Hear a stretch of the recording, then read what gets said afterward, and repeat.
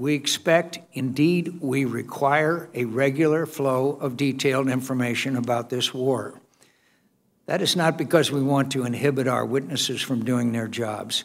It's because we have to do ours. We have to provide our troops with the vital authorities and resources they need to perform their missions. That is our separate, co-equal responsibility under the Constitution. And we take our duties as seriously as our witnesses take theirs. Though I must say it is bizarre that for a hearing of such importance, our witnesses failed to submit written testimony to this committee. Of our men and women in uniform.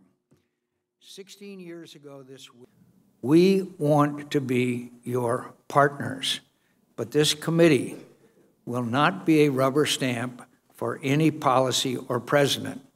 We must be well informed.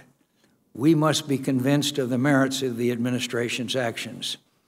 And unfortunately, we still have far more questions than answered about this new strategy.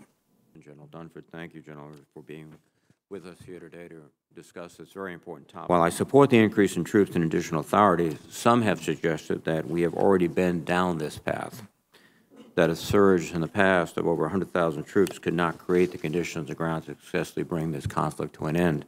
And so, gentlemen, we will ask you in many different ways, what will be different about this effort that will bring about a change that did not happen in previous efforts with even greater troop numbers and associated authorities? Thank you, Mr. Secretary.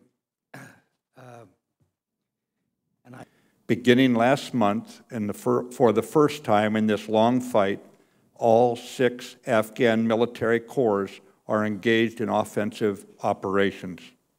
During these recent months, there have been fewer civilian casualties as a result of coalition operations, although regrettably, Taliban high-profile attacks on civilians continue to murder the innocent.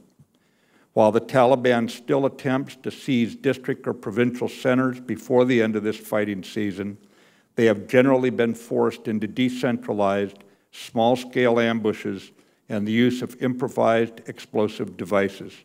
Importantly, the rate of Afghan National Security Force casualties has reduced from last year. Developments with additional U.S. support will finally tip the balance on the ground. Our new conditions-based approach has set the stage for regional and Afghan national change. Our new strategy, vigorously reviewed and approved by President Trump, is, quote, R4+S, unquote, which stands for regionalize, realign, reinforce, reconcile, and sustain troops to the NATO-led campaign. We must always remember we are in Afghanistan to make America safer and ensure South Asia cannot be used to plot transnational attacks against the U.S. homeland or our partners and allies. Our goal is a stable and secure South Asia. A political settlement in Afghanistan is only possible if the Taliban rejects support or conduct of terrorism. NATO strikes in support of the improving Afghan security forces and